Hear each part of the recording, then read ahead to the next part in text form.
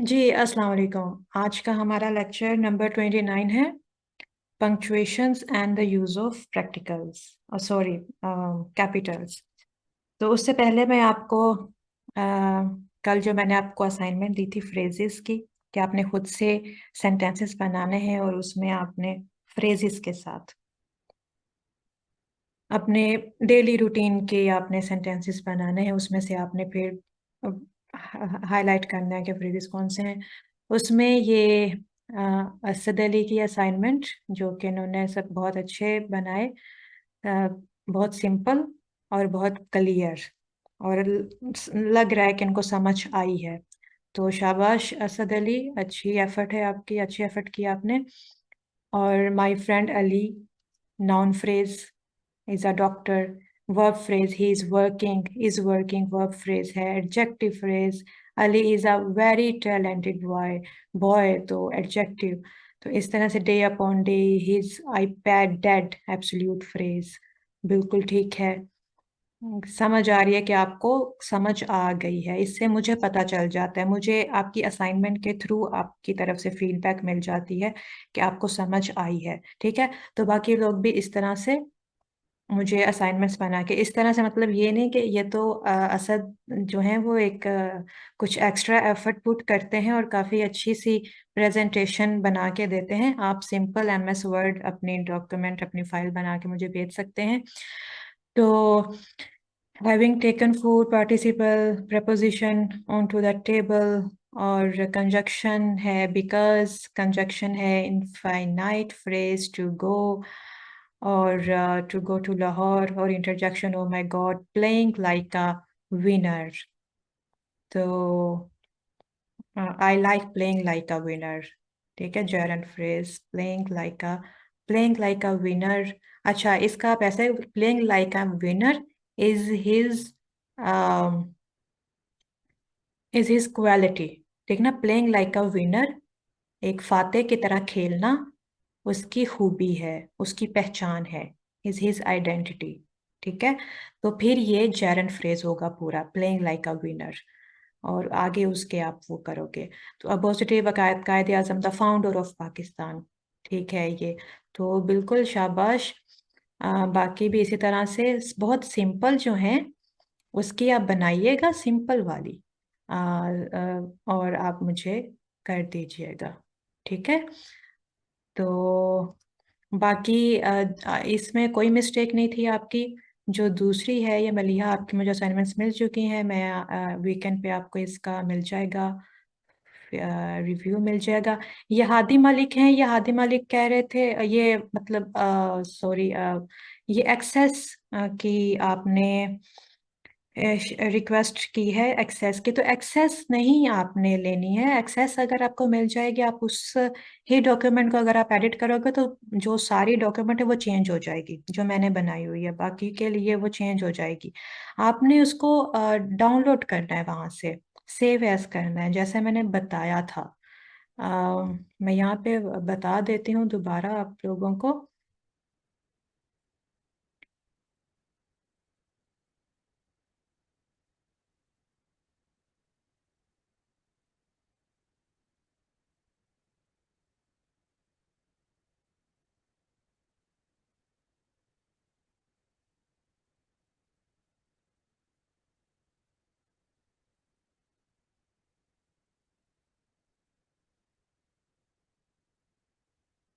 अच्छा, तब तक हम ये देख लेते हैं आर्टिकल्स वाली आपकी असाइनमेंट असद अली, उस जे आर्टिकल्स असाइनमेंट।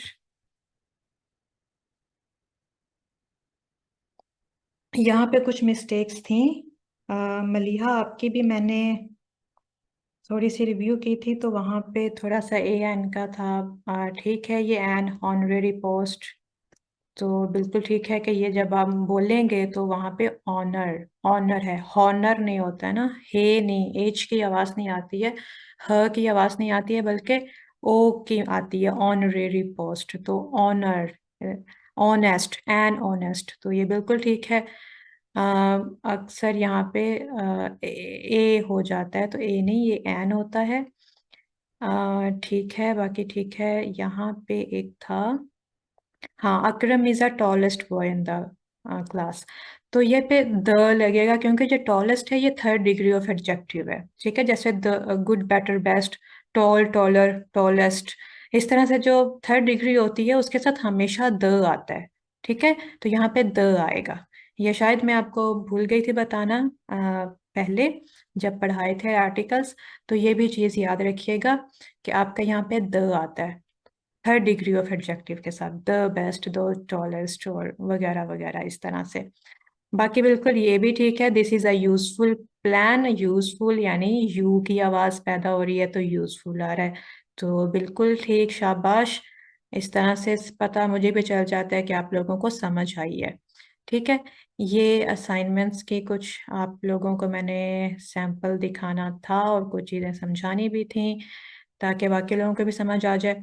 अच्छा, यहाँ पे अब ये देखें असाइनमेंट, ये मैंने जो गूगल डॉक है ना, गूगल डॉक वाली असाइनमेंट, पीडीएफ वाली नहीं आपने ओपन करनी है क्योंकि आपको एडिट का मसला है। अगर आपके पास ये है फीचर, आप लैपटॉप पे ओपन कर रहे हो, तो फिर आप जब पीडीएफ ओपन करोगे तो आपके पास ये वाली ऑप्शन आएगी, ओपन विद गूगल डॉक्स। आपने यहाँ से कर लेना है। अगर नहीं है तो फिर ये जो है गूगल डॉक्स वाली, ये आपने ओपन करनी है। और यहाँ से आपने फाइल से जाना है। फाइल है जो यहाँ पे, फाइल पे जाके आपने डाउनलोड पे जाना है। डाउनलोड के साथ आपको एक ड्रॉप डाउन आ जाएगा। तो यहाँ पे आपने माइक्रोसॉफ्ट वर्ड में इसको सिलेक्ट कर लेना है और इसको अपने कंप्यूटर में, अपने सिस्टम में सेव कर लेना है। ठीक है, तो ये इस तरह से आपकी सेव हो जाएगी। सही। तो आपने रिक्वेस्ट, एक्सेस रिक्वेस्ट नहीं लेनी है, क्योंकि अगर वो दे दी गई तो फिर आपका ये सारी डॉक्यूमेंट चेंज हो जाएगी, पीडीएफ वाली भी चेंज हो जाएगी, ये एडिट हो जाएगी सारी। तो ये हो गया आपका। चले, अच्छा, अब punctuations and the use of capitals. जी मलिहा, इसीलिए आपकी काफ़ी सारी असाइनमेंट्स आपकी आ गई हैं, थैंक यू सो मच। और अब हम शुरू करते हैं अपना आज का पंक्चुएशंस का।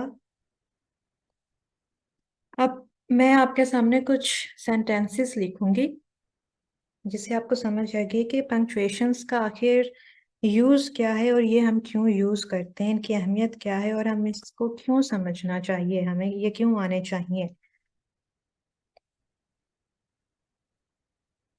The patient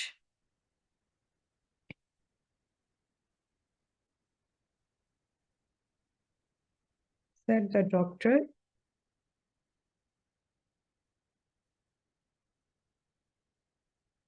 has gone mad।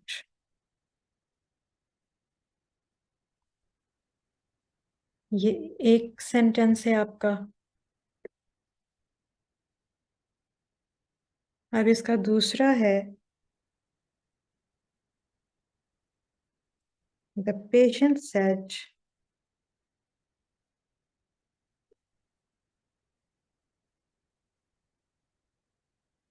the doctor has gone mad। And the third one is,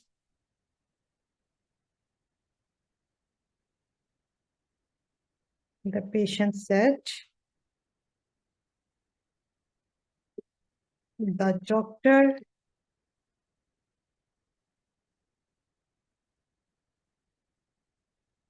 has gone mad। अपने अपने साथ में नोट्स बनाने हैं मैं आपके नोट्स के लिए, क्योंकि आपने कहा था कि नोट्स के साथ आपको गूगल, ऐसे जब मैं गूगल डॉक्स पे जब देती हूँ लेक्चर, तो आप साथ में आपको नोट्स बनाना इजी होते हैं क्योंकि उसमें स्पीड आपकी नॉर्मल रहती है। तो इसलिए मैं आज आपके लिए यहाँ पे कर रही हूँ। तो आपने नोट्स अपने साथ में लाजमी बनाने हैं क्योंकि फिर आपके पास कोई बहाना नहीं है। अच्छा, तो अब ये देखिए, ये सारे जो तीनों आपके पास सेंटेंसेस हैं, इन तीनों सेंटेंसेस की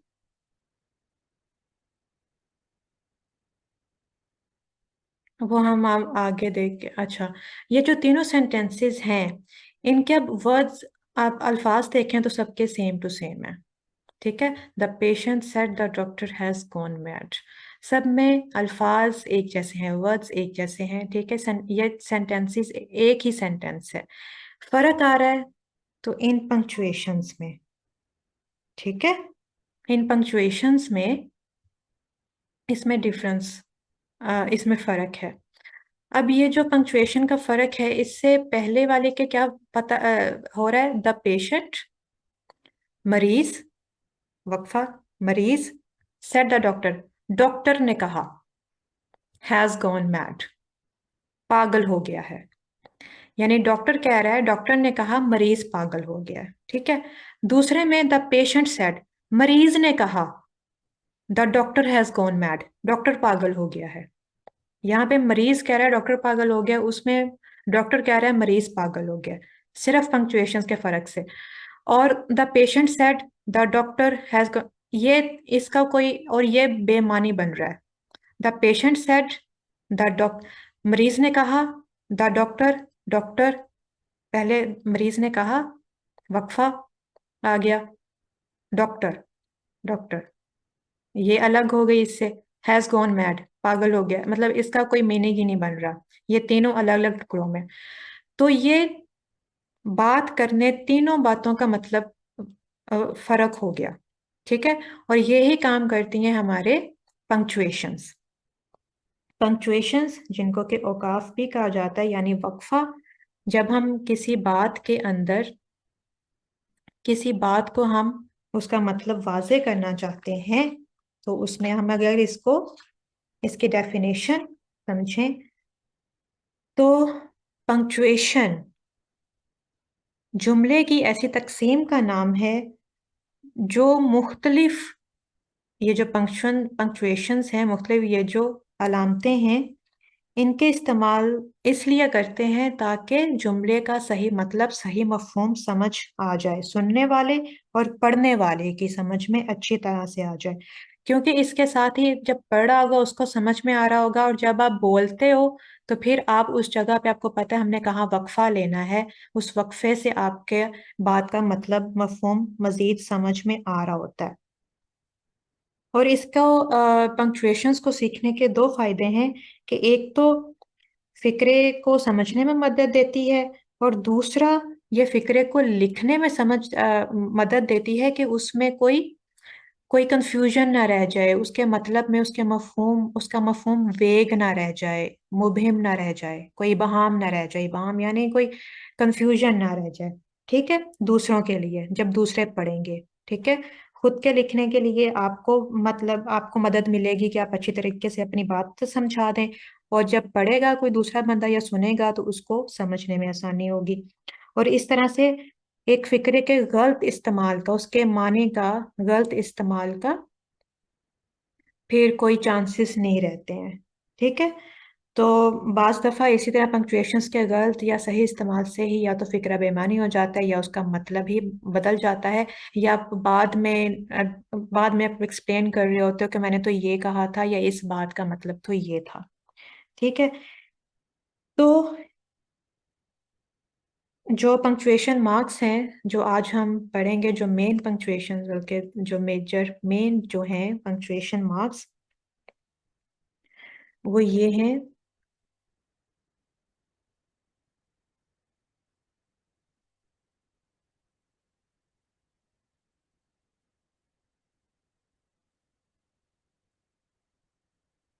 एक आपका एक आपका फुल स्टॉप, एक आपका फुल स्टॉप होता है इस तरह से।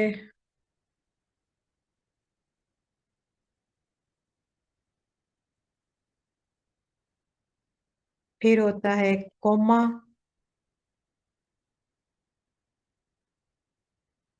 फिर होता है आपका सेमीकोलन,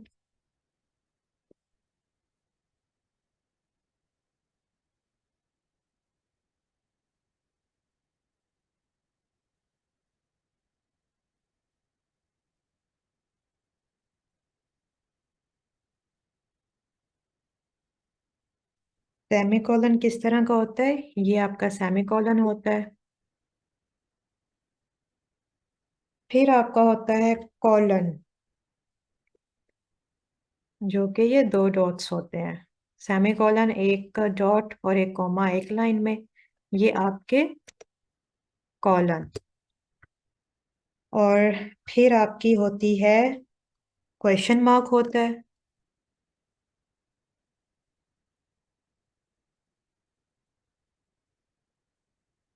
कुछ इसमें आप यूज करते रहते हो, उनके इस्तेमाल को समझने में आपको बिल्कुल कोई मुश्किल नहीं होगी। और कुछ जो है उनके इस्तेमाल में थोड़ा सा मसला होता रहता है। फिर आपका एक्सक्लेमेशन मार्क होता है। एक्सक्लेमेशन मार्क ये उल्टे आई की तरह। और फिर आपका डैश।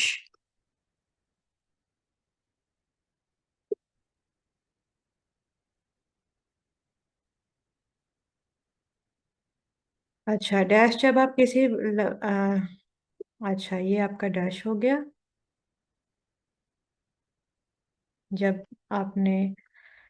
अच्छा, और अपोस्ट्रोफी।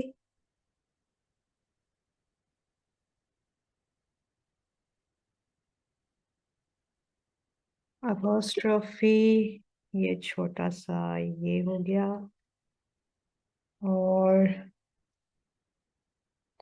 और कौन सा है? Quotation marks.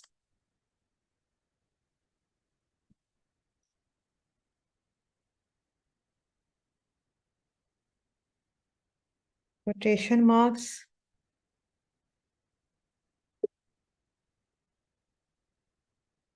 ये आपके कोटेशन मार्क्स हो जाते हैं।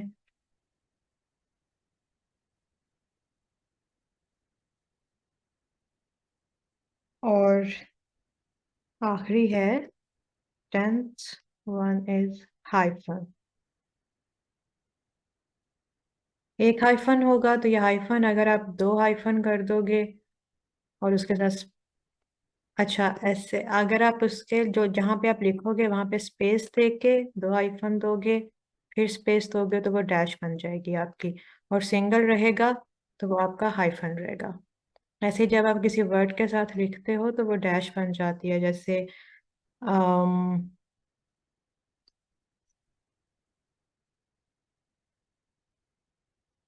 नहीं ये ओके। तो जब आप किसी वर्ड के साथ डैश हाइफन लगा के उसका स्पेस देते हो तो वो आपकी डैश बन जाती है। कंप्यूटर पे हाथ से तो लिखोगे तो आप थोड़ा सा डैश को लंबा कर दोगे। अच्छा, तो सबसे पहले हम देखते हैं कि full stop, the uses of full stop. ये अब सारों का हम देखेंगे कि कैसे कैसे और कहाँ कहाँ पे ये यूज होते हैं। फुल स्टॉप को पीरियड भी कहा जाता है। और ये एक बिंदी की तरह दिखता है, ठीक है।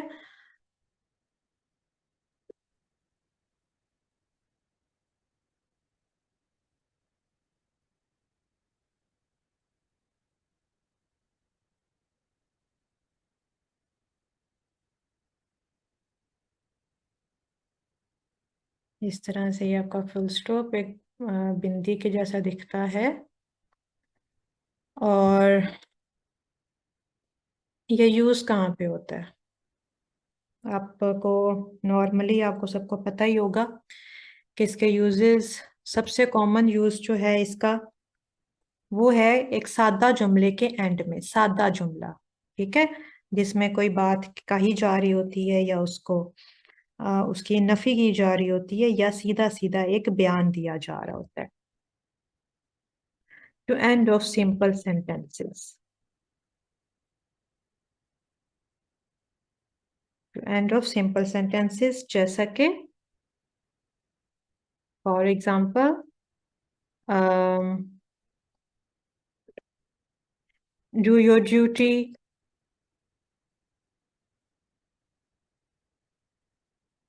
ही विल गो देयर,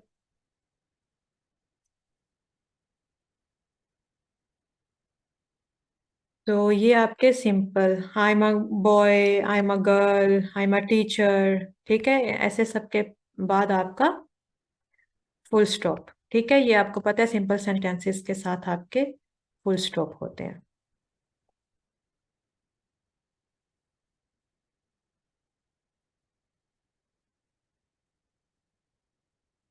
ठीक है, अब दूसरा इसका यूज है एब्रीविएशंस। एब्रीविएशंस जिनको के उर्दू में मुखफ़्फ़ भी कहा जाता है।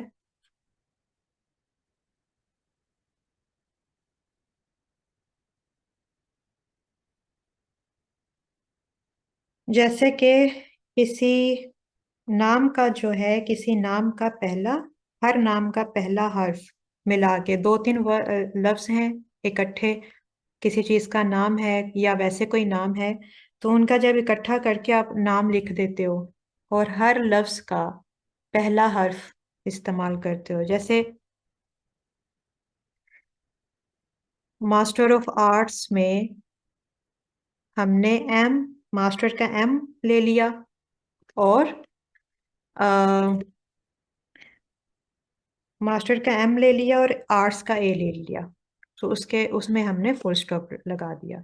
ठीक है, दूसरा हो गया, कोई नाम हो जाता है, नामों का भी शॉर्ट बना लेते हैं, जैसे मोहम्मद, यूनुस भट्ट,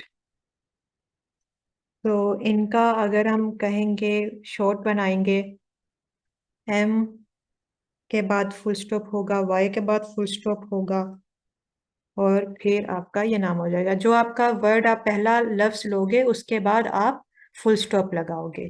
ठीक है, इसी तरह से आप महीनों के नाम जैसे आपने शॉर्ट करने हैं, जैसे सितंबर है, तो सितंबर के पहले हिस्से के बाद आप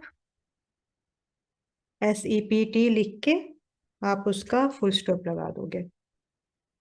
और फिर जैसे मेंबर ऑफ नेशनल असेंबली,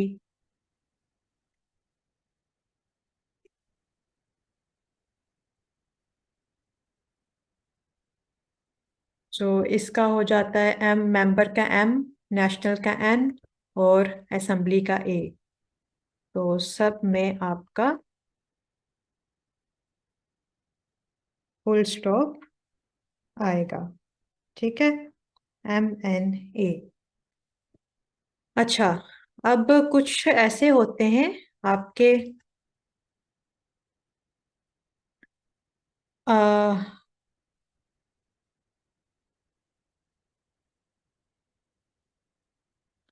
अच्छा, कुछ अल्फाज होते हैं जो कि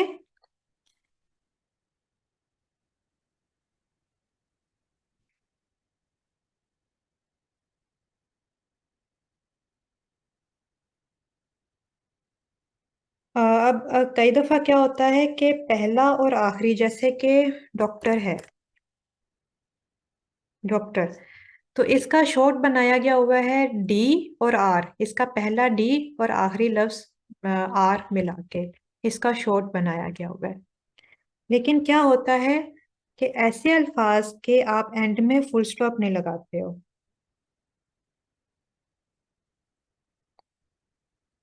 ठीक है, लेकिन अमेरिकन इंग्लिश में यहाँ पे फुल स्टॉप लगाया जाता है, तो बहुत आम हो चुका है।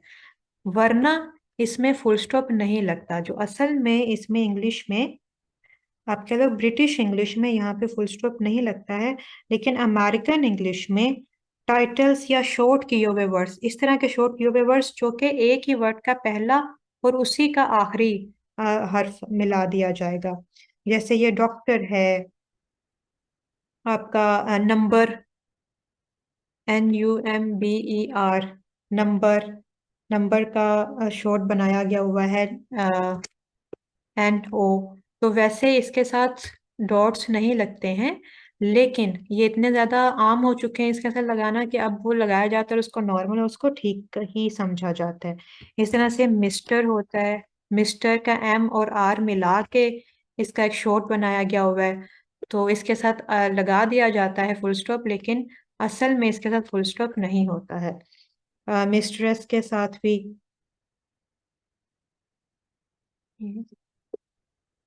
MRS, तो इसके साथ भी लगाया जाता है, लेकिन आप लगा दोगे आपका गलत नहीं होगा, लेकिन वैसे बेसिकली इनके साथ नहीं लगते। आवर कहा जाता है, तो आवर का H और R मिला के शॉर्ट बनाया जाता है, ये इसका शॉर्ट है। लिमिटेड है,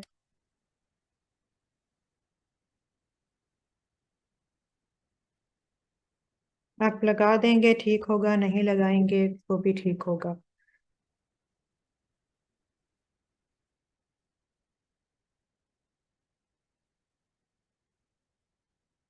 तो ये स्ट्रीट ऑफ, तो इस तरह से एक होता है वर्ड डिट्टो, हूबहू, तो उसका शॉर्ट है डू।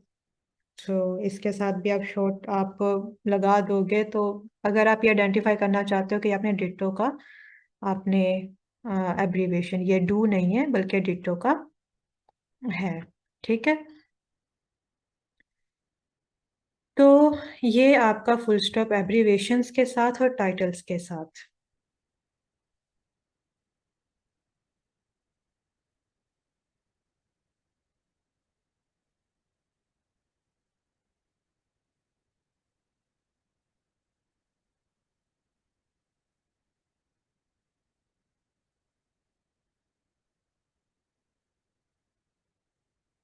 अच्छा,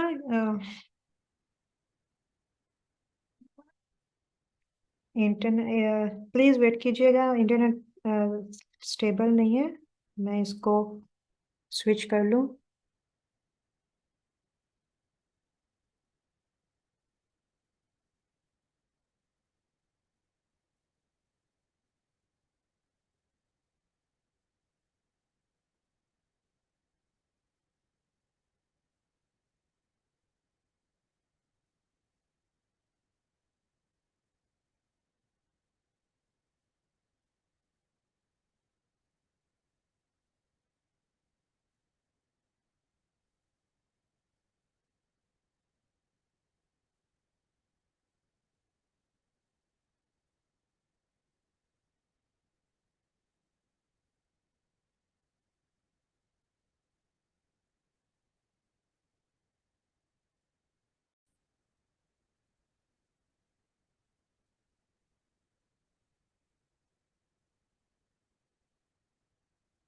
जी,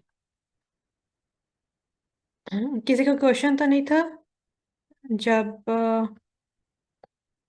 ड्रॉप हुआ इंटरनेट, क्योंकि चैट उसकी अब नहीं है। ओके, अच्छा, तो ये हो गया आपका फुल स्टॉप। एक तो एब्रीवेशंस, आप एक आपके सिंपल सेंटेंसेस में यूज हुआ, एक आपके एब्रीवेशंस में यूज हुआ, टाइटल्स में आप कर सकते हैं, आप बेसिकली नहीं होते लेकिन एक आम इस्तेमाल है। दूसरा होता है ये नंबर्स के दरमियान में इस्तेमाल होता है, नंबर्स में जिसको हम उर्दू में इशारिया कहते हैं, इसके इस्तेमाल को। तो नंबर्स के जैसे आपका 1.3 है ना, ये पॉइंट जब लग रहा होता है, तो 1.3 हो गया, 2.2, तो जिसको हम उर्दू में इशारिया बोलते हैं, तो ये पॉइंट लग रहा होता है। सो जैसे कि अगर हम इसको सेंटेंस के दरम्यान में लिखेंगे तो हम कह सकते हैं कि retail retail sales fell by 1.3% in January। ठीक है, तो इस तरह से आपके नंबर्स के दरमियान में ये होगा, यूज होगा फुल स्टॉप आपका, पीरियड।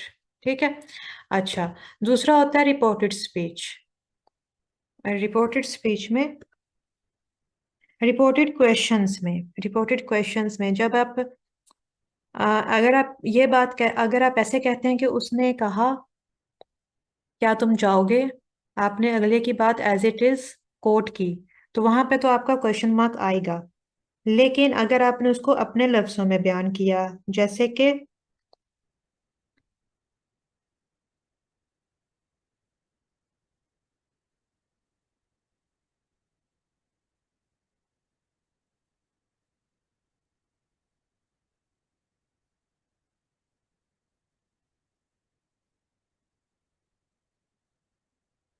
after reported questions, जैसे she asked me if I knew where I was। उसने मुझसे पूछा अगर मुझे पता है कि मैं कहाँ थी। ठीक है, मैंने अपने अल्फाज में उसका सवाल अपने अल्फाज में कन्वर्ट करके बोला है। तो यहाँ पे हम क्वेश्चन मार्क नहीं लगाएंगे, फिर यहाँ पे हम फुल स्टॉप लगाएंगे। आई आस्क्ड, या फिर ही, अगर हम ये कहेंगे कि ही आस्क्ड, तो फिर हम यहाँ पे कॉमा लगाएंगे। उनको आपस यहाँ पे कोटेशन मार्क्स में कहेंगे कि ही आस्क्ड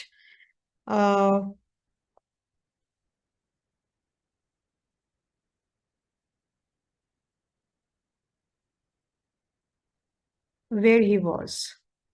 ठीक है, तो यहाँ पे हम क्वेश्चन मार्क देंगे। लेकिन अगर हमने इसको अपने अल्फाज में कहा, ही आस्क्ड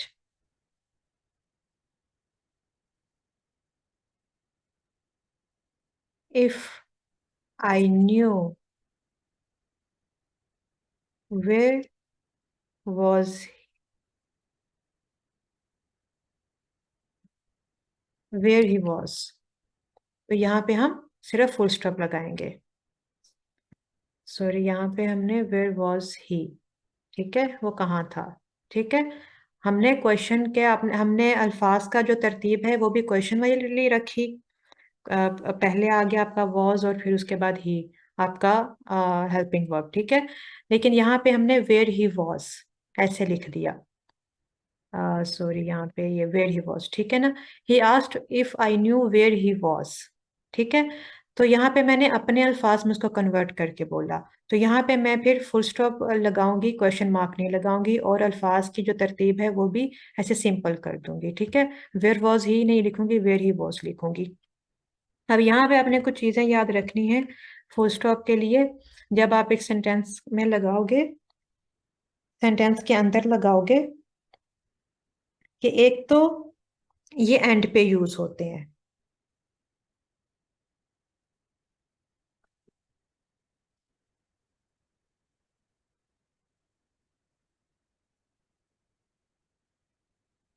इसके कुछ रूल्स हैं कि एक तो ये यूज होते हैं at the end of a sentence.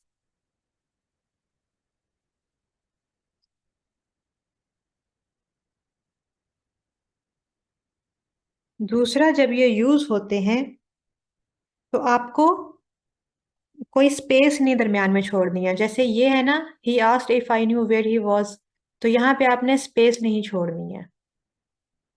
Space छोड़ोगे गलत हो जाएगा। ठीक है, उसके बाद जब आप, मैं रूल्स लिखने की बजाय बल्कि आपको,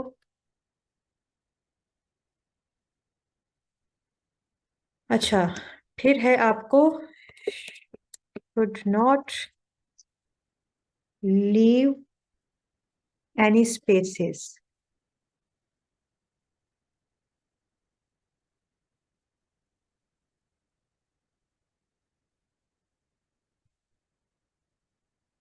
between the last letter and the full stop. ठीक है, दूसरा रूल। फिर है आपका, उसके बाद जब नेक्स्ट सेंटेंस शुरू होगा,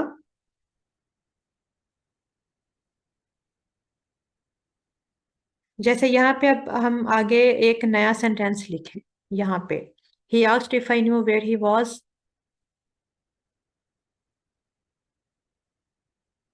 गॉन। ठीक है, फॉर एग्जाम्पल। तो अब यहाँ पे हमने यहाँ पे स्पेस लाजमी देनी है, ये स्पेस के बगैर नहीं यहाँ पे हमने लिख देना शुरू कर देना, बल्कि स्पेस लाजमी देनी है। जब आप लिख भी रहे होंगे, हैंड राइटिंग भी करें या फिर कंप्यूटर पे करें, आपने यहाँ पे स्पेस लाजमी देनी है। ठीक है। और दूसरा फिर ये है, अच्छा, we should use one space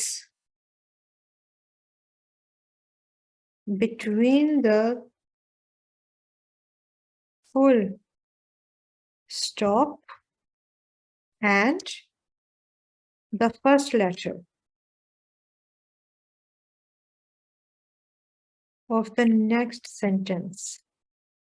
अब ये हमें होता है कि हमें ये पता है, हमें तो, लेकिन नॉर्मली जब भी आप लोग कुछ ना कुछ लिख रहे होते हैं तो आप ये मिस्टेक्स छोड़ रहे होते हैं। तो जब आपने लाजमी जब एक चीज लिखनी है, उसके बाद आपको प्रूफ रीड लाजमी करना होता है। प्रूफ रीड यानी आपने लाजमी उसको दोबारा पढ़ के देखना होता है उसमें कोई ग्रामेटिकल मिस्टेक्स तो नहीं है, कुछ रह तो नहीं गई चीज।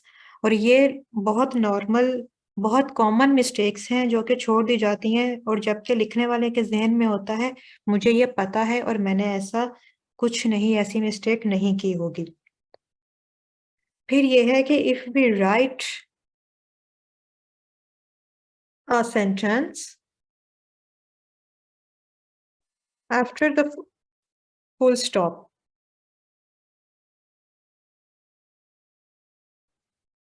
we should start it with a capital letter।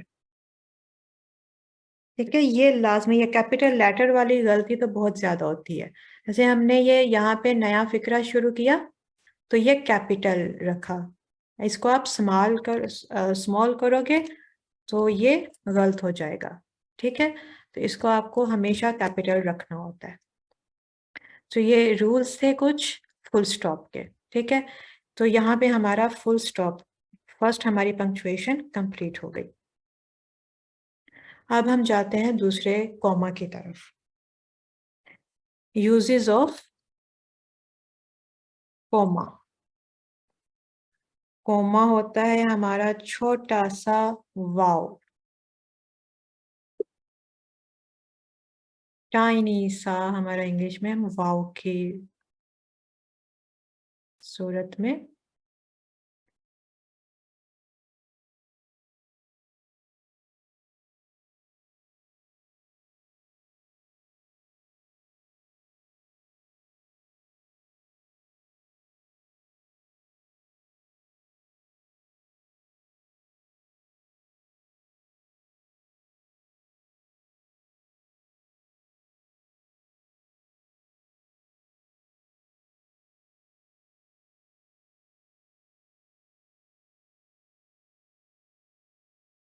अच्छा, आप इशारिया के मीनिंग में फंसे हुए हैं। अच्छा, इशारिया डेसिमल को कहते हैं कि रेशो को कहते हैं?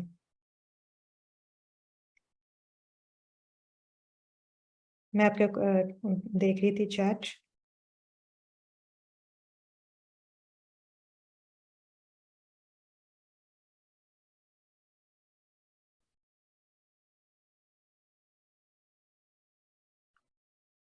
रेशो होता है शरह, किसी चीज की शरह।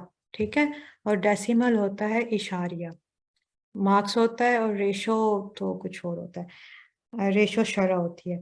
अच्छा, उर्दू में उसको शरह कहते हैं। अब दूसरा हो गया यूजेस ऑफ कॉमा।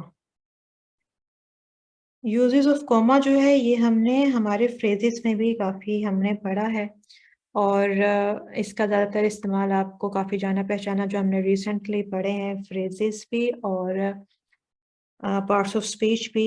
तो अक्सर पार्ट्स ऑफ स्पीच के साथ होता है, फ्रेजेस में यूज होता है, जहाँ पे आप कहीं फ्रेज लगाते हो या सेंटेंस, आपका कंपाउंड सेंटेंस या इस तरह से सेंटेंस शुरू होता है। तो सबसे पहले तो to separate independent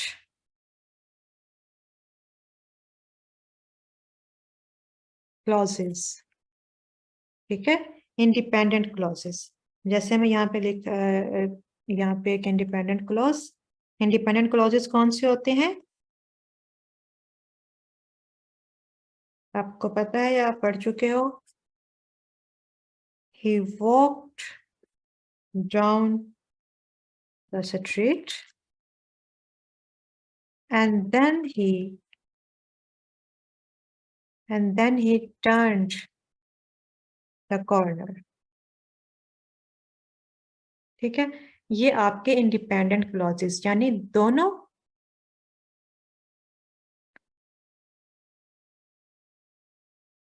coordinate conjunction, okay भैया, okay, and then he turn the corner. और दोनों ये प्रिंसिपल क्लॉजेस हैं, मेन क्लॉजेस हैं। अगर हम इनको अलग अलग भी लिखेंगे तो इनकी सेंस मेक कर रहे होंगे। यहाँ पे हमने दोनों को मिला दिया, तो इनको हमने कोमा के साथ सेपरेट कर दिया। इसी तरह से you can go shopping with me, or you can go to a movie alone। तो ये जो होते हैं, इनका क्या रूल है?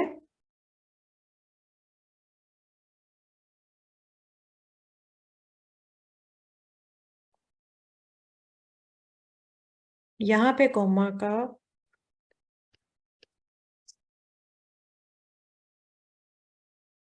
कोमा का ये रूल है इसमें टू सेपरेट के सही आपका जो कोऑर्डिनेट कंजक्शन है, तो आपने कोऑर्डिनेट कंजक्शन जैसे ये एंड है, ये और है, इसी तरह से कोऑर्डिनेट कंजक्शन होते हैं एंड, बट, येट, सो, और, नॉर और फॉर, इस तरह से, ठीक है। जब आपका दूसरा मेन क्लॉज जो है ना, वैसे तो आप इसको अलग अलग लिखोगे तो ये कर रहे होंगे, अपने सेंस में कर रहे होंगे, आप इनको अलग भी लिख सकते हो। जैसे मी के ऊपर आपका पूरा हो गया और यहाँ से आप नया लिख रहे हो, ठीक है। लेकिन हम ये क्योंकि एक दूसरे से मुतालिका हैं, इनका मीनिंग काफी एक दूसरे से मिलते, एक दूसरे के काफी करीब हैं। आप जैसे एक ही बात कर रहे हो, आप एक ही सांस में ये बात कर रहे हो, एक ही बात है, लेकिन उसमें दो काम हो रहे हैं, लेकिन बातें वो दो हैं, मतलब दोनों के एक साथ हैं, एक दूसरे से मिलते जुलते हैं। ये इससे मिलता जुलता है, एक बात आपने की, उसके साथ आपने उससे मुतालिका दूसरी बात की, तो उसको हम मिला देंगे। और मिलाते हुए हम उसको आपने जब बोला तो आपने उसको एक कंजक्शन से जोड़ दिया कि या तो तुम मेरे साथ शॉपिंग जा सकती हो या अकेले मूवी देखने जा सकती हो, ठीक है। तो यहाँ पे फिर आपने उनको कंजक्शन से मिलाया, तो कंजक्शन से पहले आपने यहाँ पे फुल स्टॉप लगाना है, ठीक है। इसका रूल ये है कि इसका आपने कंजक्शन से पहले आपने फुल स्टॉप लगाना है, सॉरी फुल स्टॉप नहीं, कोमा लगाना है, ठीक है। और ये दो कंप्लीट आइडियाज को मिला रहा है, तो इसका रूल क्या है?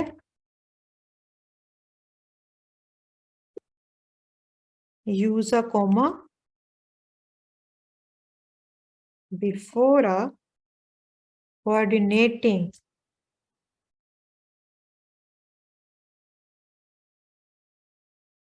कंजक्शन।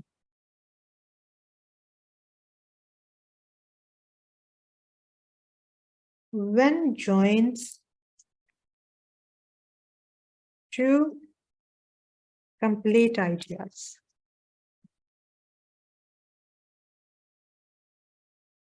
ठीक है। When joins complete ideas, इनसे पहले आपने जब तो दूसरा जो लिखना है, दूसरा सेंटेंस, उससे पहले आपने इस वर्ड से पहले एंड, बट, येट, सो और नॉट फॉर से पहले आपने कोमा लगा देना है, ये इसका रूल है, ठीक है। जब आप इसको सेपरेट कर रहे हो, इंडिपेंडेंट क्लॉजेस को लिखने के लिए आप इसको सेपरेट करने के लिए यूज कर रहे हो। ठीक है, ये इसका एक यूज हो गया। दूसरा इसका यूज है,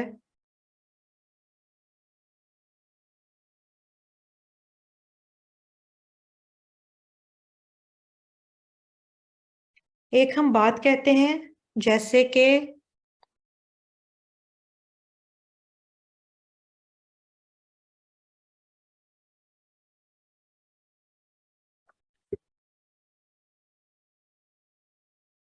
when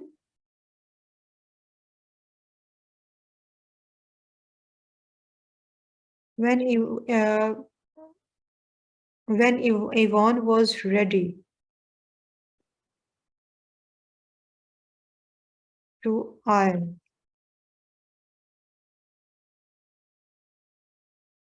his cat tripped on the cord। अब ये आप ये सेंटेंस देखें, ये पूरी बात देखें तो इसका जो मेन बात है वो यहाँ से शुरू हो रही है, his cat tripped on the cord, और ये इसकी इंफॉर्मेशन दे रहा है when Yvonne was ready to iron। तो इसका मतलब ये है कि जो इंट्रोडक्टरी है, यहाँ पे उसने सिर्फ तमहीद बांधी एक बात की शुरुआत में उसकी, और उसके बाद असल बात यहाँ पे की। इसी तरह से जैसे एक होता है the point ladies and gentleman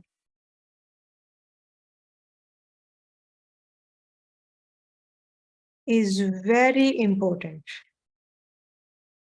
तो यहाँ पे आप उनकी तवज्जो अटेंशन ले रहे हो, ये जब आप बोल रहे हो तो ये आप ये वाला जो है यहाँ पे आप उसकी अटेंशन ले रहे हो।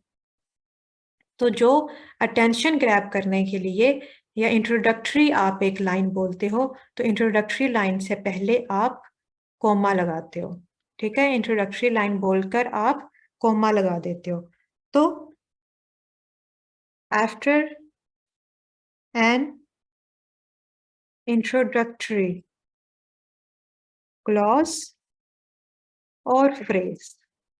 ठीक है, अब ये फ्रेज कौन सी, अभी एब्सोल्यूट फ्रेज हो सकती है। ठीक है, एब्सोल्यूट फ्रेज हो सकती है, आपने उसको बोला the point ladies and gentleman, introductory phrase है। तो इंट्रोडक्टरी फ्रेज या क्लॉज के बाद आप कॉमा से उसको सेपरेट करते हो और फिर उसको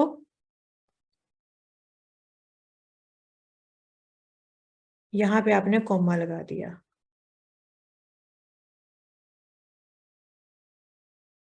और यहाँ से आपने उसको कॉमा से सेपरेट कर दिया, दरमियान में लगा तो यहाँ पे आपने उसको कॉमा से सेपरेट कर दिया इंट्रोडक्टरी फ्रेज को, लेडीज एंड जेंटलमैन।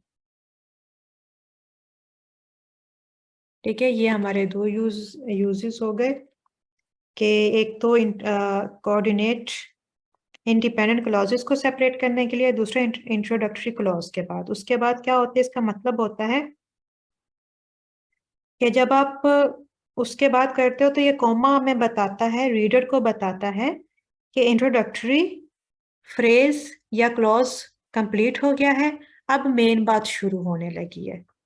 ठीक है, इस कॉमा ये कॉमा ये जाहिर करता है।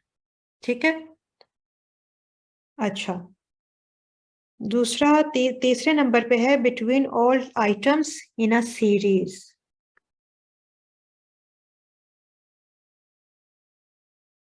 ये सेकंड है, अब ये हमारा है third, between all items in a series. अब मिसाल के तौर पर हम एक ही बात में मुख्तलिफ चीजों के नाम एक ही साथ लिख रहे होते हैं एक ही लाइन में, तो वो एक सीरीज बन जाती है। तो जैसे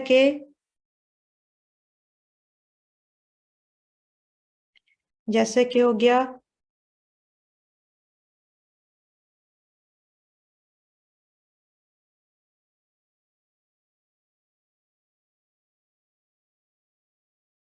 we bought apple apples peaches and bananas today। तो ये सीरीज ऑफ वर्ड्स हो गया, ठीक है। तो जब डिफरेंट सीरीज ऑफ वर्ड्स एक सेंटेंस में आ गए तो हम उसको, उन वर्ड्स को हम कॉमा से सेपरेट करेंगे। फिर Mary promised that we should, sorry, that she would be a good girl, comma, that she would not bite her brother, or and then she would not climb onto the television, क्योंकि वो काफी शरारती बच्ची है Mary, काफी अजीब अजीब काम करती है। तो ये क्या हो गया, ये आपकी सीरीज ऑफ क्लॉजेस हो गया। ये एक ही आपके सेंटेंस के अंदर डिफरेंट क्लॉजेस यूज हुए हैं, तो और डिफरेंट एक इंडिपेंडेंट क्लॉजेस हैं सारे। तो ये इंडिपेंडेंट क्लॉजेस को हमने अलग कर दिया, सीरीज ऑफ क्लॉजेस को हमने कोमा से सेपरेट कर दिया। इसी तरह से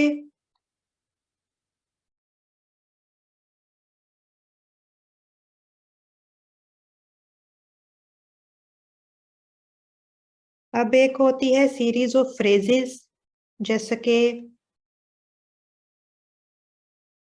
the instructor looked through his briefcase, through his desk, and around the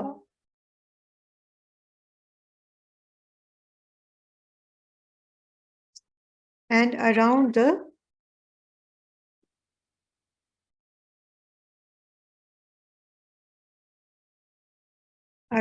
office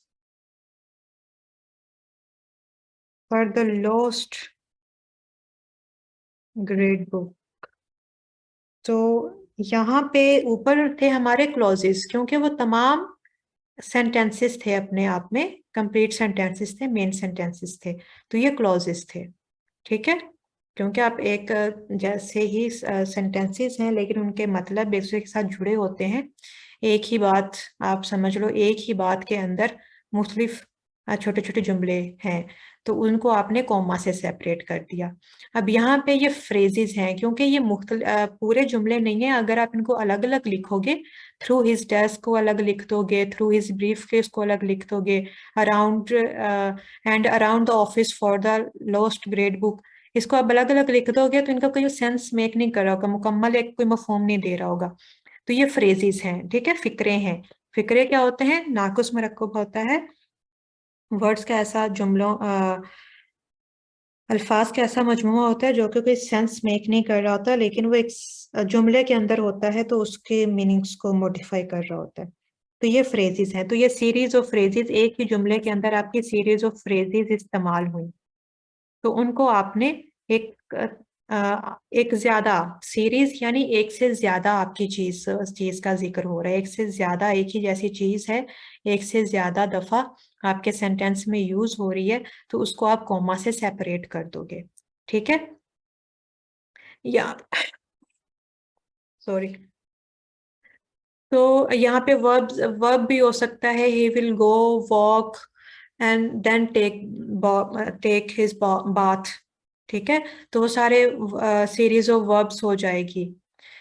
तो इस तरह से आपके जब वर्ड्स इस यूज हो रहे होंगे एक ही सेंटेंस में, तो आपको कॉमा से सेपरेट कर रहे होगे, इस तरह से आपके क्लॉजेस होंगे, डिफरेंट क्लॉजेस, एक से ज्यादा क्लॉजेस होंगे तो आप उसको सेपरेट कर रहे होगे, कॉमा से सेपरेट कर रहे होगे।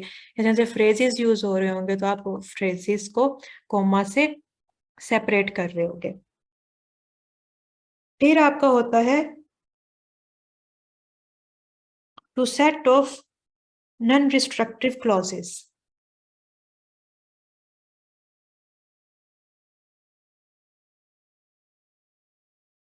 To set of non restrictive clauses. अब ये रिस्ट्रिक्टिव क्लॉजेस से आपको परेशान होने की जरूरत नहीं है, ये सिंपली आप कह दो जो हमने कल क्या पढ़ा है, एक चीज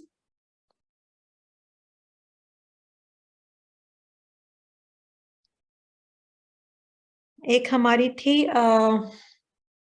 appositive clause, appositive phrase. Appositive phrase क्या थी?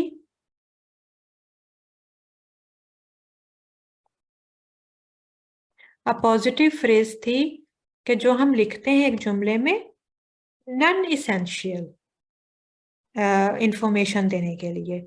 एक उसमें बात अगर वो नहीं भी लिखी होगी तो भी ठीक होगी, लिख देंगे वो, तो उसको आप सेपरेट करते हो और उसके साथ आप उसको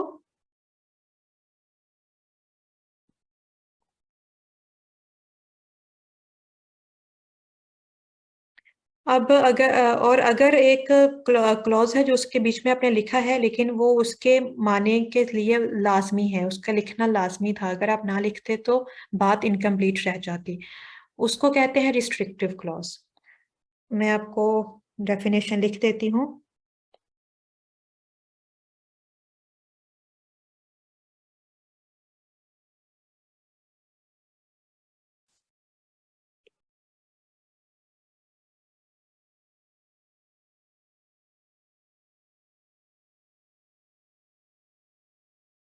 The non-essential clauses are called non-restrictive, क्योंकि आप इसके नाम से ही देख रहे हैं कि नॉन रिस्ट्रिक्टिव। रिस्ट्रिक्टिव क्या होता है? इसमें रिस्ट्रिक्शंस हैं, इसकी एक बंदिश है, पाबंदी है। तो नॉन रिस्ट्रिक्टिव क्या हो गया? उसको इस्तेमाल करने की कोई पाबंदी नहीं है, क्योंकि वो कोई इतनी खास इंफॉर्मेशन आप सिर्फ उसको ऐड कर रहे हो, नॉन इसेंशियल इंफॉर्मेशन है। और एक होता है रिस्ट्रिक्टिव क्लॉज जो कि लाजमी होता है, क्लॉजेज विच आर इसेंशियल, जो कि अगर आप नहीं लिखोगे तो बात का मफहूम जो है वो अधूरा रह जाएगा। Clauses which are essential are called restrictive.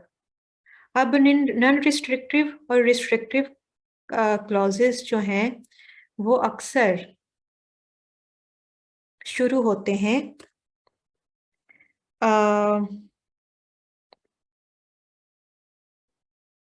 Both non restrictive and restrictive clauses में बिगिन, हो सकता है कि ये शुरू हो विद द रिलेटिव प्रोनाउन। अब रिलेटिव प्रोनाउंस कौन से होते हैं? रिलेटिव प्रोनाउन होते हैं such as who, whom, whose, that, which। क्योंकि ये ताल्लुक को जाहिर कर रहे होते हैं, उसका उससे क्या ताल्लुक है? whose is this, ठीक है।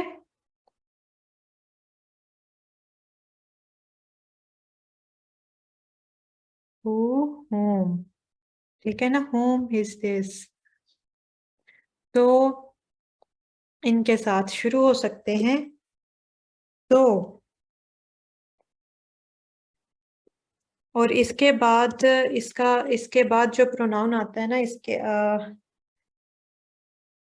ओके, रिलेटिव प्रोनाउन की भी मैं आपको डेफिनेशन लिख देती हूँ। Relative pronoun are relative pronoun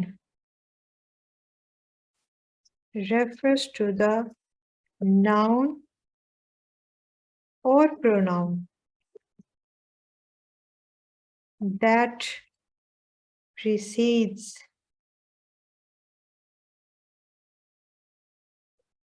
it, यानी जो इसके बाद आता है। अभी हम सेंटेंस लिखते हैं तो आपको समझ आ जाएगी मजीद। जैसा कि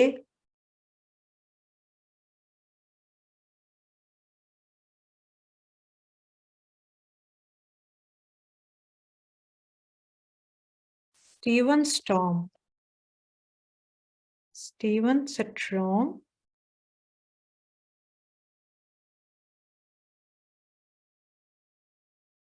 whose show you like will host a party next week। और ये है नॉन रिस्ट्रिक्टिव।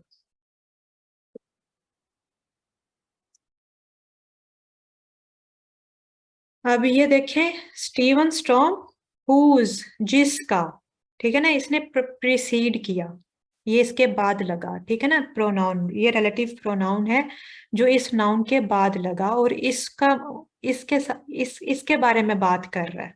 ये जाहिर कर रहा है कि हम इसके बारे में बात कर रहे हैं। तो ये रिलेटिव नाउन है, ठीक है, रिलेटिव प्रोनाउन है, ठीक है। Steven Storm whose show you like, जिसका शो तुम पसंद करते हो। अब यहाँ पे एक कॉमन सेंस की बात होगी कि वो पता ही है कि स्टीवन स्टॉर्म स्ट्रॉम कौन, ठीक है, एक होस्ट है जिसका प्रोग्राम है, उसको रेफर किया जा रहा है। तो ये अगर यहाँ पे ना भी लिखी जाती बात, Steven Strom will host a party next week, ये एक बात पूरी कर रहा होता। लेकिन यहाँ पे ये लगाया नॉन इसेंशियल इंफॉर्मेशन है, लेकिन लगा दी उसको मजीद, उसने अपनी बात को मजीद डिटेल में करने के लिए। तो इसको हमने whose, whose show you like, जब इस जुमले के साथ आपके ये वाले रिलेटिव प्रोनाउंस लग जाएंगे, हु, हुम, हुज, दैट, विच, तो फिर ये नॉन रिस्ट्रिक्टिव क्लॉज बन जाता है, ठीक है। नॉन रिस्ट्रिक्टिव, नॉन रिस्ट्रिक्टिव कैसे? क्योंकि ये कॉमा से सेपरेटेड है, ठीक है। अब एक क्लॉज है रिस्ट्रिक्टिव है, लेकिन शुरू हो रहा है हु से, आप जुमले के अंदर ही वो होगा। जैसा कि द जेंटलमैन, अब ये लफ्ज दरमियान में जो रिलेटिव प्रोनाउन है, ये आपके जुमले के दरमियान में आ रहा है, who is standing by the fire place. अब हम बात कर रहे हैं इस यहाँ पे, अब इस बात का करना लाजमी था कि जेंटलमैन है, उसके बारे में पता नहीं, एक आदमी है उसके बारे में बात की जा रही है, उसका पता नहीं, वो पहले से बात उसकी नहीं की गई है, तो उसके बारे में उसको पॉइंट आउट करने के लिए किसके बारे में बात की जा रही है? Who is standing by the fire place, वो जो फायर प्लेस के साथ खड़ा है, ठीक है। आप किसी से बात कर रहे हो, तो यहाँ पे ये जरूरी है, यहाँ पे ये इंफॉर्मेशन देना जरूरी है। यहाँ पे जरूरी नहीं था क्योंकि नाम लिखा जा रहा है स्टीवन स्ट्रॉम, कौन स्टीवन स्ट्रॉम, तो यहाँ पे सिर्फ ये नॉन एसेंशियल सी लगा दी वैसी। लेकिन यहाँ पे द जेंटलमैन मेन बात हो रही है, जिसके उसको पॉइंट आउट करना है, who is standing by the fire place. तो यहाँ पे हम इसको नहीं लगाएंगे, कोमा को नहीं लगाएंगे। Is a well known composer,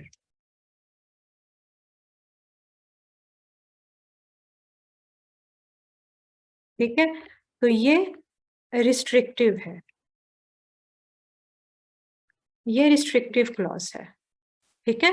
ये रिस्ट्रिक्टिव है क्योंकि ये इसेंशियल इंफॉर्मेशन दे रहा है, जरूरी इंफॉर्मेशन दे रहा है, इसके बगैर उसको पता ना चलता। इसके बगैर आप हटा के इसको देखोगे, the gentleman is a well known composer, कौन सा जेंटलमैन, किसके बारे में बात कर रहे हो? वो who is standing by the fire place, ठीक है। तो इसको हमने ये रिस्ट्रिक्टिव हो गया। अब रिस्ट्रिक्टिव में इसको नहीं करेंगे, कॉमा से सेपरेट नहीं करेंगे, लेकिन जहाँ के पे आपको लग रहा है कि आप ये नॉन इसेंशियल है, लेकिन आप सिर्फ वैसे उसको दे रहे हो, उसके बगैर भी पता है किसके बारे में बात की जा रही है, क्या है, तो वहां पे ये नॉन रिस्ट्रिक्टिव है। और नॉन रिस्ट्रिक्टिव जहाँ पे हुज वगैरह के साथ शुरू हो रहे हैं जो क्लॉज, तो उसके साथ आप कॉमा लगा दोगे, ठीक है। ये हम अक्सर करते हैं अपने लिखने में, राइटिंग में भी, बातों में भी। ये who, whom, this, the pen, whom pen is this, the person whom pen is this, can contact with me। तो वहां पे ये रिस्ट्रिक्टिव है, वहां पे आप कॉमा नहीं लगाओगे। लेकिन जैसे लेकिन दूसरी जगह पे, जहाँ पे अगर आप ना भी लगाते, ये वाला ना भी लिखते नहीं था, जरूरी था, लेकिन आपने लिखा अपनी राइटिंग को मजीद डिस्क्रिप्टिव बनाने के लिए, तो वहां पे आपने कॉमा लगा दिया, ठीक है। So two set of non restrictive clauses, ठीक है। आज आप मजीद बहुत सी नई आप टर्म्स, आवाज नहीं आ रही है? हेलो? हेलो? हेलो? ओह, ओके। कहाँ तक सुना आपने? जी, आज भी नेटवर्क इशू है। तो कहाँ तक सुना आपने?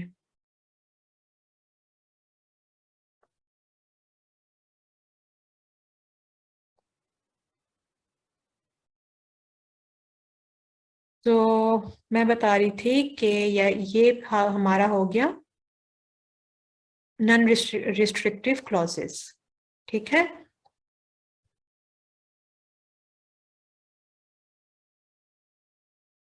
नॉन रिस्ट्रिक्टिव और रिस्ट्रिक्टिव, ओके।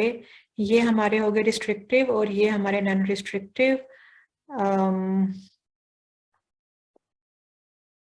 जो ये हुज होम के साथ होगा तो ये ओके। ओके, लास्ट सेंटेंस पर ही हुआ था। No voice again. No voice again, क्यों वॉइस टूट रही है? No voice again.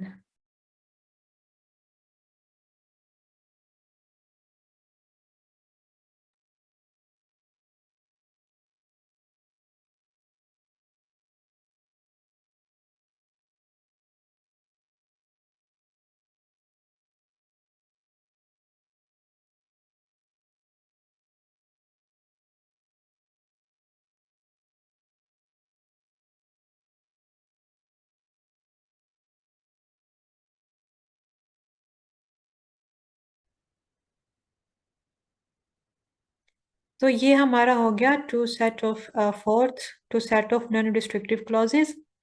अच्छा, ये नॉन रिस्ट्रिक्टिव क्लॉजेस का मैंने एक क्लियर करने के लिए, नॉन इसेंशियल का मैंने क्लियर करने के लिए मैंने अपोजिटिव क्लॉज की मिसाल दी थी, लेकिन ये अपोजिटिव क्लॉज नहीं है, ये नॉन रिस्ट्रिक्टिव और रिस्ट्रिक्टिव क्लॉज है, ठीक है। फिफ्थ इसका जो यूजेज है वो अपोजिटिव क्लॉज का है। अपोजिटिव क्लॉज क्या होता है? To set off appositive clause.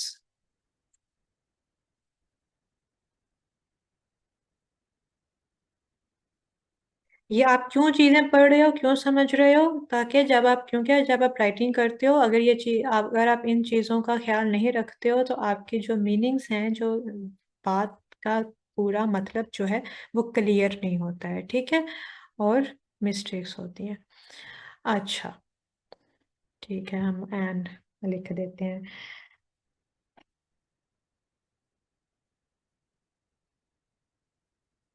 अब मैं आपको बताती हूँ, पहले एक एग्जांपल लिखती हूँ नॉन अपोजिटिव की, कि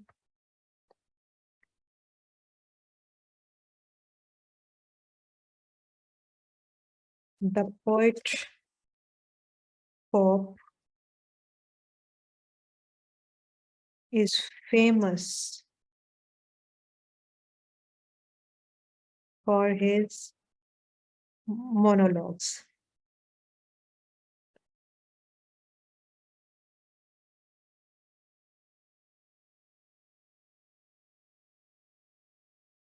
और दूसरा एग्जाम्पल है,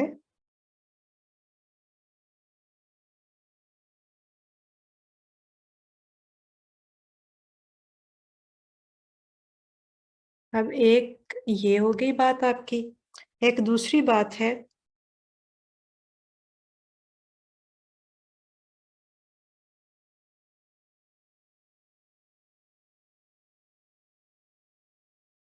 Alexander pope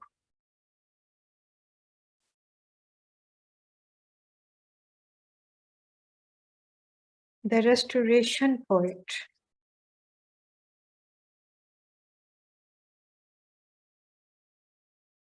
is famous for his monologues। अब यहाँ पे ये जो है ना, the restoration poet, Alexander Pope is known, बहुत आम है, is known as a restoration poet. तो यहाँ पे ये नाम भी लिखा जाता तो पता था कि अलेक्जेंडर पोप कौन है, एक फेमस बंदा है, उसका पता है कि वो एक दूसरा नाम इस तरह से इस्तेमाल होता है, ठीक है। Is famous for his monologues. तो ये इंफॉर्मेशन यहाँ पे नॉन इसेंशियल है, लेकिन दे दी है मजीद क्लैरिटी के लिए, डिस्क्रिप्टिव बनाने के लिए, मजीद डिस्क्रिप्शन देने के लिए, मालूमात देने के लिए। तो ये आपका अपोजिटिव क्लॉज है, ठीक है। यहाँ पे the poet pope, the poet pope is famous for his monologues, ये सीधी सीधी बात है। तो ये नो अपोजिटिव है, क्योंकि इसमें सीधा बताया जा रहा है कौन the poet pop is famous for is, वो अपने मोनोलॉग्स के लिए फेमस है, ठीक है। तो जो हमारी अपोजिटिव फ्रेज होगी उसको हम अलग कर देंगे अपने कोमा से, ठीक है। एक थर्ड एग्जांपल,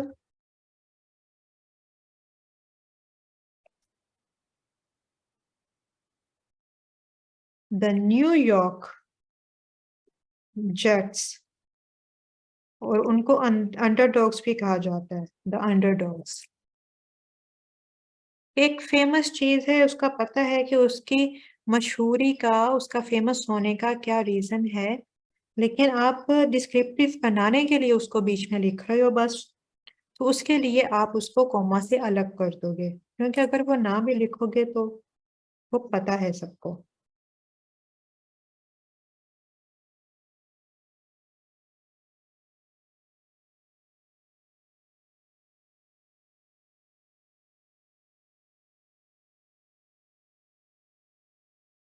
तो the New York jets, the underdog, surprised everyone bye winning the super ball, ठीक है। इसी तरह से अल्लामा इकबाल, द फेमस पोएट, ठीक है। अब पता है कि फेमस पोइट है, जैसे असद अली ने अपनी फ्रेजेस के एग्जांपल्स में पॉजिटिव के ही लिखा, कायदे आजम, द फाउंडर ऑफ पाकिस्तान। तो ये जो इस तरह की इंफॉर्मेशन जो हमें पता है, एक मशहूर चीज है, उसका एक नॉर्मल सबको पता है कि उसका क्या मतलब है, तो उसके लिए जरूरी भी नहीं होता है कि वहां पे लगाया जाए। तो उसके लिए फिर आप कर दे, तो जैसे Liaquat Ali Khan, the first prime minister of, अब कौन है लियाकत अली खान, कौन है, सबको पता है, the first prime minister of Pakistan, was killed in Rawalpindi. तो अगर हम ये नाम भी लिखेंगे, लेकिन हमने डिस्क्रिप्शन के लिए, मजीद उसको डिस्क्रिप्टिव बनाने के लिए हमने लिख दिया, ठीक है। इसी तरह से अगर हम किसी को मुखातिब करते हैं,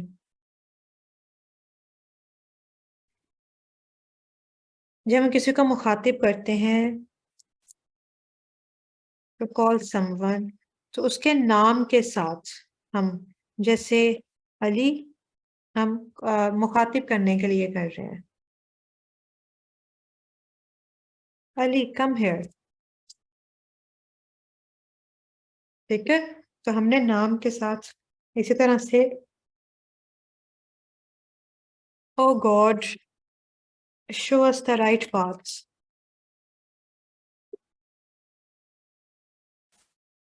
बुलाने के लिए, मुखातिब करने के लिए कर रहे हैं।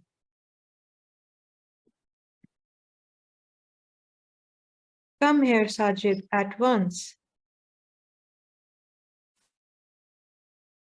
ठीक है, तो यहाँ पे हमने उसको सेपरेट कर दिया, नाम को हमने कोमा से सेपरेट कर दिया, चाहे वो शुरू में आ रहा है चाहे वो दरमियान में आ रहा है, हमने उसको कोमा से सेपरेट कर दिया।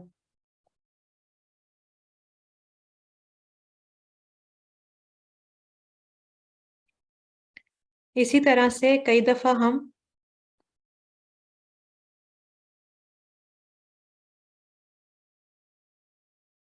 एक वर्ड में उसको खत्म कर देते हैं,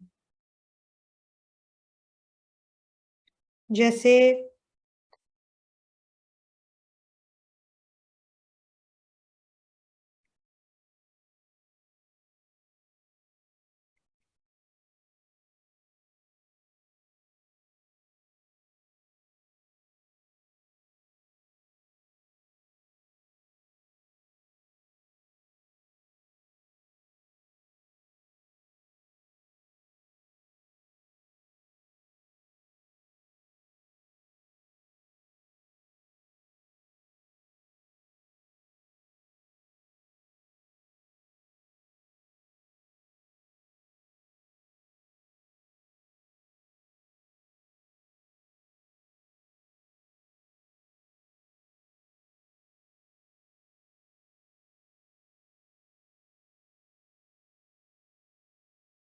जी, कम हेयर के साथ इसलिए लगा है क्योंकि उसके बाद आपका नाम आया है, नाम को आपने सेपरेट करने के लिए कोमा लगाया है यहाँ पे।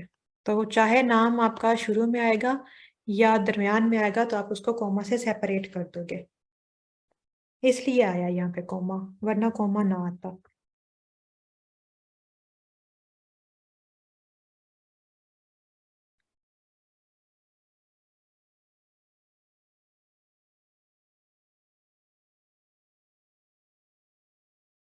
अच्छा, अब दूसरा है कि जब हम डायरेक्ट डायरेक्ट इनडायरेक्ट बोलते हैं, जैसे आप पढ़ोगे भी, डायरेक्ट इनडायरेक्ट अभी हमारा वो रहता भी है lecture.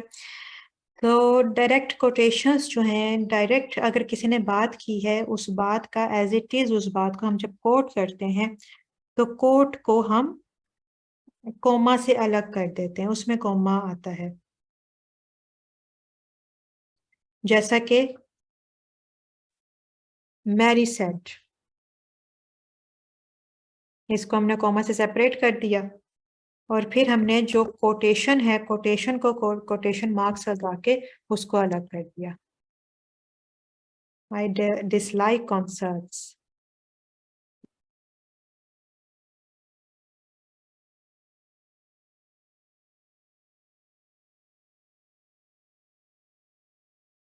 Because the music is too loud. ठीक है, तो इस तरह से हम इनको जो जिसका जिसके बारे में हम बात कर रहे हैं कि उसने कहा, तो जिसने बात की है उसको, उस नाउन को हम पहले लिख के उसके साथ हम कोमा लगा देते हैं। ठीक है, said, asked, told, Mary asked, इस तरह का वर्ब लगा के उसके साथ हम उसको कोमा से अलग कर देते हैं। अच्छा, अब होता है, ये हो गया to set off direct quotation.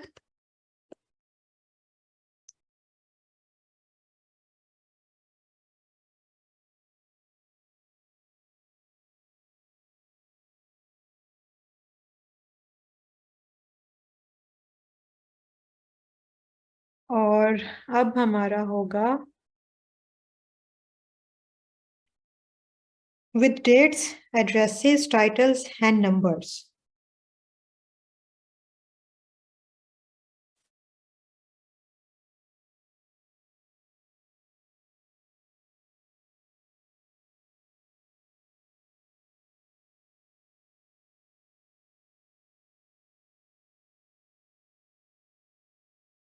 अब देखें, यहाँ पे भी हमने जब ये एक सीरीज लिखी, टाइटल में ही हम लिख रहे हैं, तो इसको भी हम कोमा से सेपरेट कर रहे हैं। ठीक है, क्योंकि ये एक सीरीज ऑफ वर्ड है।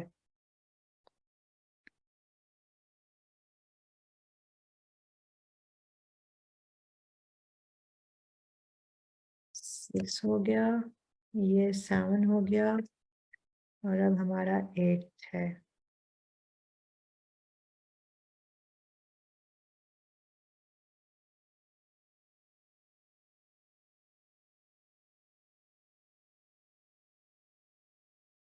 तो जो आपके डेट्स होती हैं, डेट्स या ईयर, तो उनको बाकी सेंटेंस से अलग करने के लिए आप उनको कोमा से अलग करते हो। जैसे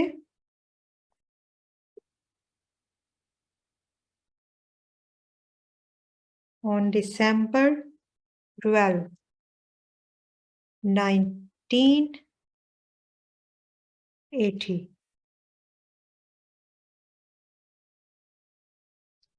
या 1890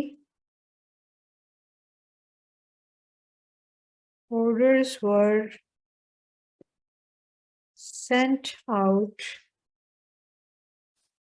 for the arrest of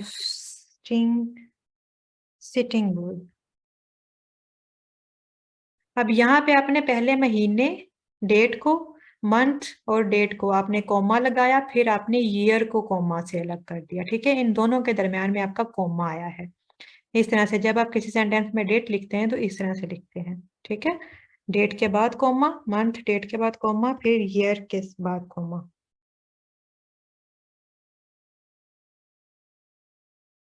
तो बेसिकली यहाँ पे आपका जो ईयर है वो अलग हुआ है। ठीक है, ऑन December 12 आपने अपना ईयर को आपने अलग कर दिया। तो ये आपका रूल है।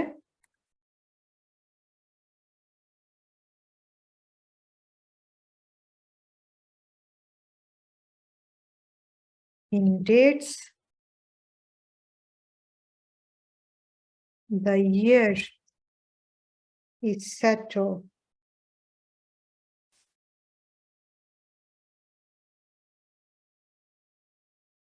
from the rest of the sentence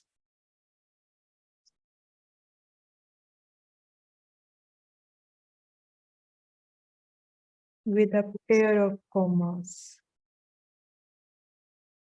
क्योंकि एक उसके पहले कोमा आया, एक उसके बाद कोमा आ गया, हमने अपने ईयर के बाद अपना कोमा लगा दिया। ठीक है, इसी तरह से एड्रेसेस में होता है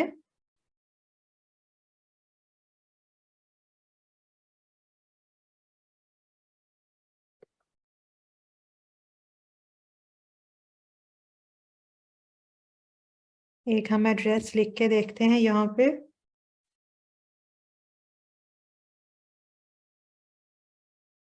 John Lennon was born in Liverpool, England in 1940। तो यहाँ के आपकी जो एड्रेस की मेन एड्रेस का जो है उसको आपने कॉमा से सेपरेट कर दिया, जो जगह का नाम है। यहाँ पे इंग्लैंड है आपका, इसको आपने कॉमा से अलग कर दिया। इसके अलावा एक दूसरी एग्जांपल भी, ताकि आपको Majid, please send the letter to Greg Carvin at 708 Spring Street. और यहाँ पे आपने उस जगह को, पाकिस्तान है, कोई भी आपकी जो जगह है उसको सेपरेट कर दिया।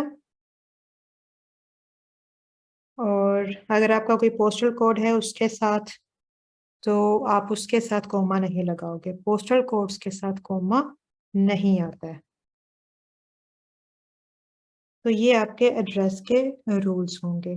ठीक है, इसी तरह से एक होता है टाइटल्स के साथ कोमा। तो अगर टाइटल एक नाम है, नाम उसके बाद एक नाम है टाइटल, तो उसको आप कोमा से अलग करते हो। जैसा कि अगर आपने ना टाइटल यानी कोई जॉब टाइटल है, जैसे कि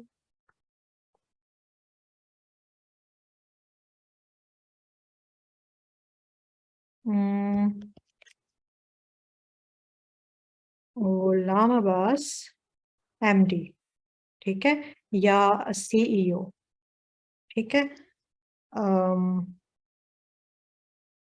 has been appointed to the board, ठीक है। तो ये टाइटल है जो आपका सीईओ हो गया, एमडी हो गया, कुछ भी हो गया, तो उसको आप ऐसे सेपरेट कर देते हो टाइटल को, जॉब टाइटल को।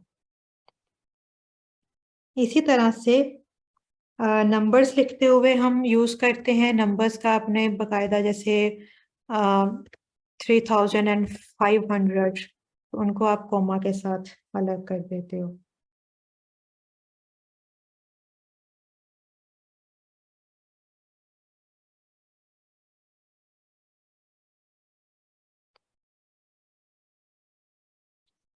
और ये इसका रूल क्या होता है नंबर्स में अलग करने का, कि 4 से ज्यादा जो आपकी अमाउंट होगी, 4 डिजिट से ज्यादा, उसको आप करोगे कोमा से।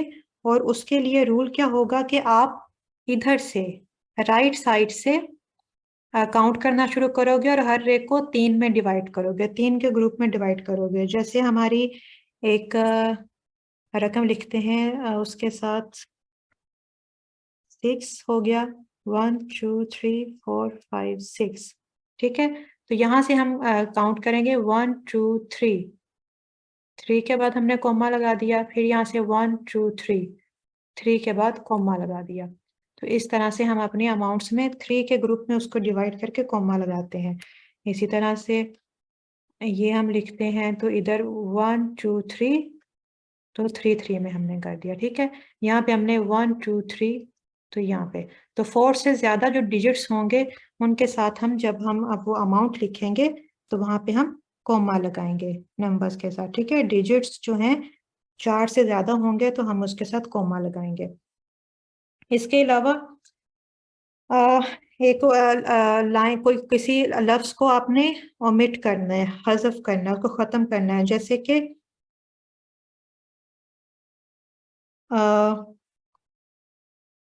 To err is human,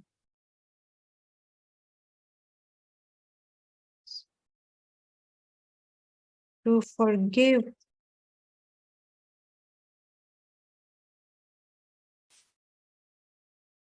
is divine. ये एक कहावत है, फ्रेज है ये। यहाँ पे हमने क्या करना है, यहाँ पे हम चाहते हैं कि हम इसका इज खत्म कर दें, तो वहां हम क्या कर देंगे, to err is human,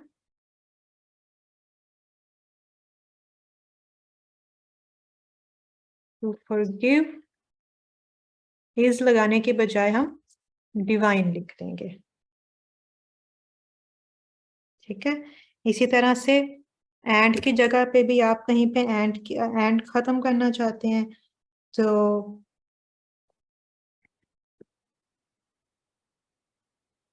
men must go and women must wait। तो यहाँ पे हम एंड खत्म करना चाहते हैं। ये चीज आपकी यूज होती है जब आप वर्ड लिमिट, आपको लिखना है, कोई चीज लिखनी है और उसके साथ आपके वर्ड लिमिट है कि आपने 200 से ज्यादा नहीं जाना, 300 से ज्यादा नहीं जाना, तो वहां पे आप, ये चीज आपकी काफी इस्तेमाल होती है, आप यूज कर सकते हो, क्योंकि आपने ये एक वर्ड खत्म कर दिया, एंड को खत्म कर दिया, उसके साथ कॉमा लगा दिया, कॉमा एंड का ही मीनिंग देता है, ठीक है, एंड का ही मफहूम दे रहा होता है। तो must go, women must wait. इसी तरह से आप एंड देन और टिल की जगह पे भी यूज कर सकते हो। In place of and then sorry.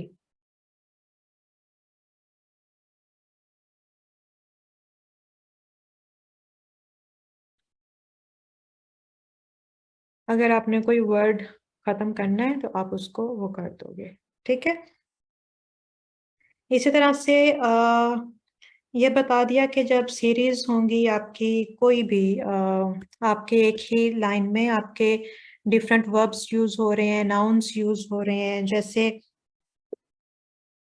I have a chair,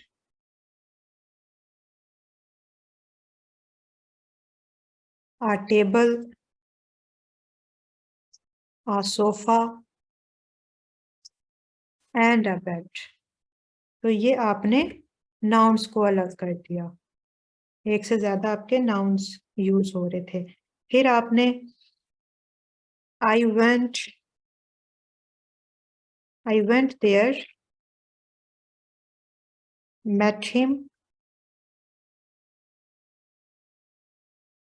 gave him his book। एक ही काम है, आप उसको एक ही सीरीज में और आप एक ही बात में एक ही लाइन में बोल रहे हो, सारे बातें आप एक ही, अपने सारे काम एक ही लाइन में गिनवा रहे हो।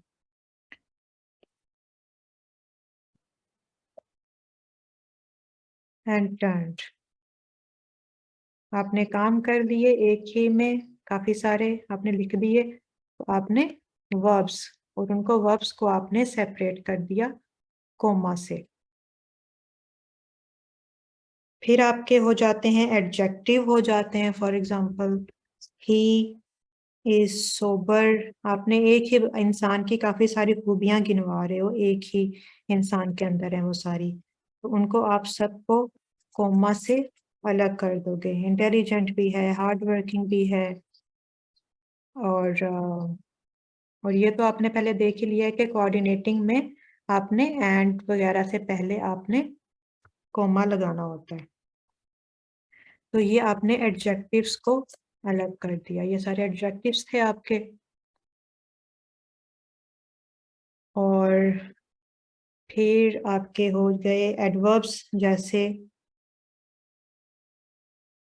ये तो हो गया इंसान की खूबी होगी। एक होता है कि एक इंसान की अपनी जात की कुछ खूबियां हैं, एक है उसके काम करने की कुछ क्वालिटीज हैं, तो आप उसको सबको करना चाहते हो। ही वर्कड फेथफुली, विलिंगली,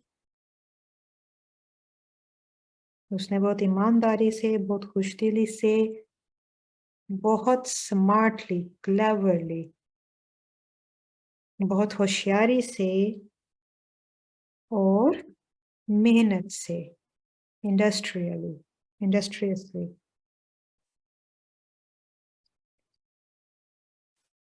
इंडस्ट्रियसली यानी हार्ड वर्क, बड़ी मेहनत से। तो ये आपके एडवर्ब्स हो गए। यहाँ पे उसने आदमी की खूबियां बयान की हैं, यहाँ पे उसने काम, जिस तरह से वो काम करता है, तो काम की उसने की है, इसलिए ये एडवर्ब्स होते हैं। तो डिफरेंट एडवर्ब्स एक ही साथ में यूज हो रहे हैं, तो ये आपका हो गया, वो हो गया, ठीक है। उसको आपने कॉमा से सेपरेट कर दिया, तो ये हमारे कॉमा की डिफरेंट यूजेस हमारे हो गए, ठीक है। काफी ज्यादा हो गए।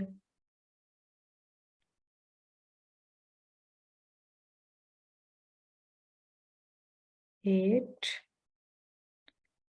ये टाइटल्स के साथ हैं, ये नंबर्स के साथ हैं, ये कुछ ओमिट करना है तो आपने कोई लफ्ज जो है उसको वहां से खत्म कर देना है,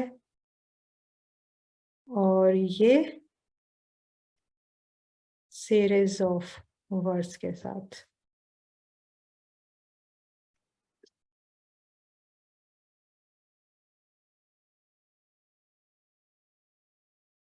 तो ये 12 यूजेस हो गए हमारे कॉमा के। ठीक है, क्लियर है आपको? जितने सुकून से हमारा आज का हुआ है, क्लियर हो ही गया होगा। और ये आपकी फरमाइश थी कि गूगल डॉक पे फिर नोट्स लेना आसान होता है और थोड़ा सा आराम आराम से चल रहा होता है तो समझ ज़्यादा अच्छे से आती है। तो सब ठीक है। चलें, कोई क्वेश्चन हो तो। एक्सरसाइज हम नहीं करते, मैं आपको असाइनमेंट दे दूंगी इसकी। वैसे भी आज हमारा लास्ट लेक्चर है तो इस वीक का, तो इस वीक की असाइनमेंट आपको मिलेगी। आज वो हसनैन में दी आया ही नहीं है, बिल्कुल। तो आपको असाइनमेंट दे दी जाएगी, आपको आपको क्या कर लीजिएगा इसकी प्रैक्टिस, क्योंकि दो ही हम पढ़ पाए हैं। साथ में फ्रेजेस की असाइनमेंट आपको मिल जाएगी। तो फुल स्टॉप की, कॉमा की और फ्रेजेस की आपको असाइनमेंट वो आप कर लीजिएगा। ठीक है, तो कोई क्वेश्चन हो? स्लो तो नहीं रहा आपके लिए? बोर तो नहीं हुए?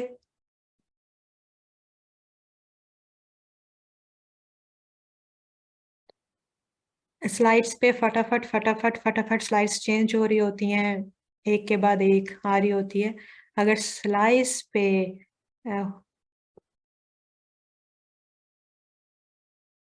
लेकिन स्लाइड सही है, स्लाइड से अगर कर रहे होते तो हमारा 1 घंटे के अंदर ये कंप्लीट हो चुकी होनी थी अभी तक हमारी सारी पंक्चुएशंस। असद अली, कल आपने भी हसनैन मेहंदी के साथ से गूगल डॉक्स ही कहा था कि हाँ जी गूगल डॉक्स ही होने चाहिए। अच्छा, ये हमारी आज की कंप्लीट हो गई, थैंक यू सो मच। अब नेक्स्ट वीक हम बाकी के पंक्चुएशंस देखेंगे।